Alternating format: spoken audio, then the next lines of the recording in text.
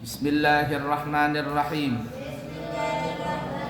Qala al-muallifu Asy-Syaikh Tajuddin Nu'man bin Ibrahim bin Khalid Az-Zarnuji fi kitabih Ta'limul Muta'allim rahimahullahu ta'ala wa nafa'na bihi wa bi ulumihi fid din wad dunya wal akhirah, amin.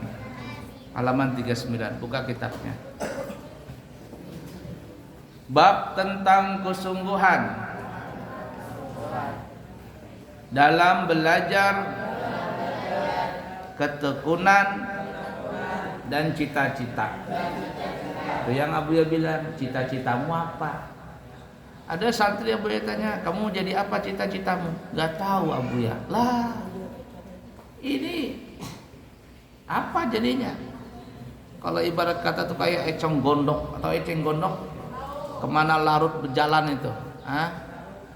Kemana eceng gondok itu? Tahu eceng gondoknya yang jalan di sungai itu? Nggak punya tentu arah. Kalau bahasa guru-guru di Banjar itu nang kayak tahi larut. Tahu kayak tahi larut?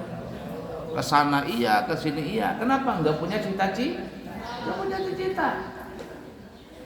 Itu guru belajar di apa tuh di orang-orang di Banjar tuh, jangan nang kayak di tahi larut jar guru. Tahi aja sudah kada baik, apalagi larut. Artinya maksudnya kamu itu sudah bodoh, nggak tentu arah, nggak punya cita-cita. Mau jadi apa? Harus punya cita-cita. Nah, cita-cita itu tidak bisa tercapai kecuali dengan apa ya? Bersungguh-sungguh, usaha, tekun belajar. Nah, jangan kayak eceng gondok, nggak tahu arah. Tapi harus tahu arah. Sungguh-sungguh belajar. Ingat santri itu, ingat pesan Abu ini, santri sukses tandanya ada berapa? 5. Yang pertama, lulus. Jangan kamu pindah-pindah sekolah. Kamu lihat temanmu itu, berapa pindah sudah? Kamu lihat tuh, berapa pindah sekolah sudah? Kemana larinya? Nggak karuan. Pindah sini sekolah sini, pindah sekolah sana yang gak ada izinnya, pindah lagi ke sekolah sana yang gak ada izinnya. Selesai sudah, turun derajat, luntang lantung, akhirnya ujungnya berhenti.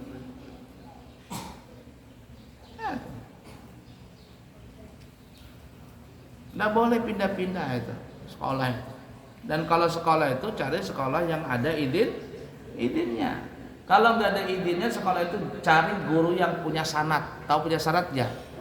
Di mana gurunya itu belajar. Selesai nggak belajarnya gurunya itu? Sekarang ini banyak, cuman modal bola, modal jubah.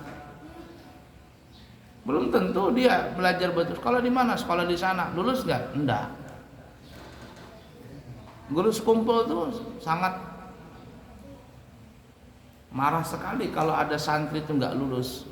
Nggak lulus kata guru sekumpul. Di Martapura nggak lulus gimana? Lulus. Kamu ini. Abu ya sudah bilang berapa kali. Kamu ini kalau yang bukan keturunan ulama, bukan keturunan kiai, bukan keturunan habaib, itu kamu bekerja kerasnya berkali-kali lipat untuk mendapatkan ilmu yang berkah itu. Berkali-kali lipat untuk bisa menjadi ustadz, menjadi kiai, semangatnya itu berkali-kali lipat. Lain kalau umpama bapakmu sudah kiai, kamu biar berkata belajarnya cuman ya begitu-gitu saja. Sudah Anda punya nama bapakmu. Kamu besar bukan karena kamu, tapi karena kamu besar karena nama bapakmu. Dan itu Abu ya nggak bilang jago seperti itu. Kalau ada umpama seseorang besar namanya gara-gara nama bapaknya, nggak jago. Yang jago itu adalah dia besar bukan karena bapaknya, bukan karena yang lain, tapi karena usahanya dia sendiri. Nah, itu baru jagoan. Itu baru hebat. Kalau cuman keturunan dia hebat karena bapaknya si fulan, bapaknya kiai ini itu dan itu biasa saja.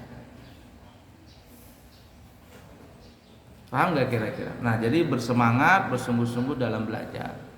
Lulus. Yang kedua apa? Taati guru. Jangan kamu bangkang dengan guru. Ikuti aja guru. Ya. Kalau ada banyak guru, maka cari yang paling tinggi. Di sini umpama pesantren. Yang paling kamu taati abuya. Abuya memang ngomong seperti itu karena itu hukumnya wajib untuk mentaati. Abuya bilang, jangan kamu berani-berani pindah-pindah. Ya. Yang ketiga apa? Khidmah, jangan main-main khidmah ini. Tapi kalau khidmah betul-betul, gotong royong betul-betul. Jangan cari kesempatan dalam kesempitan. Khidmah tapi cari kesempatan ngelihat santri putri, nggak boleh. Gagal namanya berkhianat. Gotong royong umpama pura-pura gotong royong, tapi nanti keluar ke sana kemari. Abu ya beli paku, beli ini, tapi jalan-jalan kesempatan. Wah, ini khianat ini. Berkhianat. Kesempatan pakai motor ke sana kemari, khianat namanya. Nggak jujur namanya. Yang keempat apa? Taati peraturan, jangan kamu langgar. Ketika kamu langgar peraturan, terima sanksi itu, jangan kamu jengkel. Jangan jengkel. Kalau memang ada kesalahan, siap. Apa sanksinya? Mana sanksinya? Sesuaikan, sudah. Ikutin peraturan. Namanya manusia itu bisa saja salah. Tapi ketika salah, apa yang disangsikan ikutin. Jangan kamu lawan. Ketika kamu tidak mentaati peraturan, apalagi tidak mau terima sanksi, selesai sudah. Itu salah, itu tanda kamu gagal dalam belajar. Ingat, belajar di pesantren itu bukan hanya belajar kitab ini itu, bukan menghafal ini itu saja, tapi belajar mental. Bagaimana kamu taat dengan peraturan itu? Bagaimana ketika berbuat salah berani bertanggung jawab? Itu tuh. Orang yang salah itu biasa, tapi orang yang baik adalah orang yang bertanggung jawab. Nanti kamu umpama ikut di mana begitu, kamu kalau salah dengan siapa gitu nanti. Umpama kamu kerja di mana, kamu jadi ini, berbuat salah itu biasa, tapi ketika salah ngaku. Itu yang orang akan ajukan jempol kepada kamu. Kenapa? Karena mengakui kesalahan tadi. Orang Jepang tuh kalau dia berbuat salah, belum lagi salah, masih dugaan nih, belum lagi ditentukan salah, masih dugaan. Apa dia? Mengundurkan diri dia, mengundurkan diri. Di Indonesia sudah tentu salah jadi tersangka, nggak mau juga turun-turun. Itu bedanya tuh. Makanya lihat di negara Jepang disiplinnya tinggi, ngantrinya tinggi. Padahal mereka bukan orang Islam. Jepang banyak bukan orang Islam. Tapi kenapa dia kotanya begitu hebat? Karena disiplinnya itu luar biasa. Disiplin luar biasa. Ngantri luar biasa. Itu 4. Taati peraturan. Yang kelima, sabar. Nuntut ilmu itu sabar. Berapa tahun orang nuntut ilmu paling minimal kata Abuya? 7 tahun. Itu kata Abuya. Kalau Abuya Sarwani nyuruhnya berapa tahun? 15 tahun Abuya Sarwani. Kalau 15 tahun itu kamu jadi kiai sudah. Kalau 7 tahun itu masih jadi ustadz biasa. Lihat aja. Kalau masih belajar 7 tahun, 6 tahun, itu lulus dari pesantren jadi ustadz biasa. Masih jadi ustadz. Tapi kamu kalau sudah belajar lebih daripada 13 tahun, kenapa 13 tahun? Karena Nabi di kota Mekah dakwahnya berapa tahun? 13 tahun. 13 tahun belajar, 2 tahun khidmah. Karena biasanya orang khidmah itu 2 tahun. Ngajar itu di pesantren 2 tahun biasanya. Di mana-mana itu. Jadi 13 tahun belajar, 2 tahun ngajar. Keluar jadi kiai. Tapi kalau kamu bisa belajar selama 23 tahun atau lebih daripada itu, 25 tahun, apalagi sampai 30 tahun seperti Syekh Muhammad Arsyad Al-Banjari, itu bukan lagi jadi kiai tapi menjadi ulama karismatik. Alim, al-alimul allamah, orang yang sangat alim dan karismatik. Syekh Muhammad Arsyad Al-Banjari itu belajarnya berapa tahun di Mekah? 30 tahun. Berangkat umur 30 tahun, kembali ke Indonesia, ke Banjar 60 tahun. Itu bukan hanya jadi kiai tapi menjadi ulama karismatik. Standarnya kalau ingin menjadi ulama karismatik itu 25 tahun, 23 tahun. Sesuai dengan Nabi. Di Mekah 13 tahun, di Madinah 10 tahun. 23 tahun. Khidmahnya 2 tahun. Khidmah itu penting, kayak orang dokter tuh nah. Orang mau jadi dokter sudah lulus di kuliah, nggak bisa jadi dokter dulu. Nggak boleh ke praktek, diletakkan di pedalaman, di mana begitu. Khidmah dulu. Di kampung sana, di kampung sini, universitas nyuruh nih, kamu ke sana, ke pedesaan sana. Khidmah dulu dia. Terkadang nggak dibayar, terkadang ini, terkadang itu. Orang dokter tuh ada khidmah, apalagi pesantren.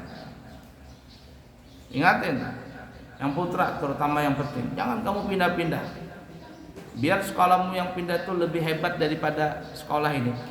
Kecuali gurumu yang izinkan. Ketika gurumu bilang silakan belajar sana, nah itu baru mantap tuh. Tapi kalau belum, jangan.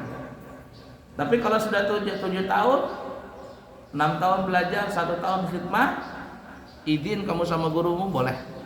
Abu ya, saya sudah 7 tahun, boleh nggak saya pindah? Nanti guru tuh bilang, lihat dulu kamu. Oh iya silakan. Tapi kalau baru 2 tahun, 3 tahun pindah, nggak berhasil, beneran nggak berhasil. Yakin saja. Kenapa Abu bilang seperti itu? Karena Abu ini pengalaman sudah. Abu ini sekolah di mana-mana. Jadi Balikpapan, jadi Jawa, jadi Bogor, jadi Mekah, jadi Tarim. Mutar sudah Abu ya ini. Paham nggak? Nah, itu tuh sabar belajar tadi. 7 tahun. Coba kamu lihat kelapa sawit tuh. Kelapa sawit berapa tahun dia bisa panen? 10, itu panen raya. Kalau masih 3 tahun mana ada buahnya. 7 tahun baru panen. Jadi orang tuh panen itu? Buah pasir. Masih buah pasir, masih sawitnya berbuah tapi belum bisa lagi dipakai. 7 tahun ke atas, apalagi 10 tahun, nah itu baru panen raya namanya. Itu kelapa sawit tuh, apalagi kamu kelapa kepala. Ya. Seperti itu. Nah, kecuali kamu gurumu yang izinkan, berangkat nah. Sudah waktunya kamu berangkat. Saya baru 2 tahun, nggak apa-apa, berangkat sudah. Bismillah. Habib Umar tuh terkadang ada orang belajar di Hadramaut, kata Habib Umar, sudah kamu pulang, cukup sudah. Padahal baru 40 hari aja. Kata Habib Umar, pulang sudah. Habib Umar yang nyuruh pulang, sudah pulang, cukup pulang. Pulang dia dengan izin Habib Umar, luar biasa dia di kampungnya. Luar biasa dia di Indonesia. Dipakai di mana-mana. Kenapa? Karena izin gurunya. Tapi kalau tidak ada izin guru, jangan coba-coba.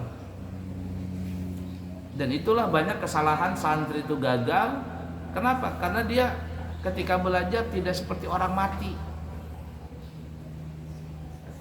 Dia tidak seperti orang yang lagi dimandikan, ketika mayat dimandikan. Dia ada merasa egonya tinggi, selesai. Jadi ini Abuya bilang seperti ini kenapa? Karena Abuya sudah pengalaman dan banyak melihat kejadian-kejadian yang santri itu tidak taat dengan gurunya.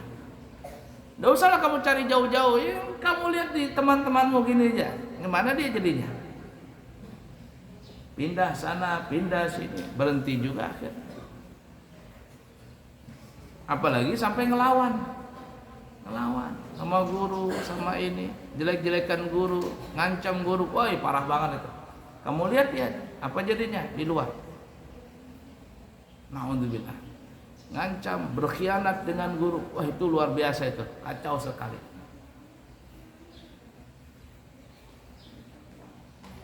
Ya belajar tekun.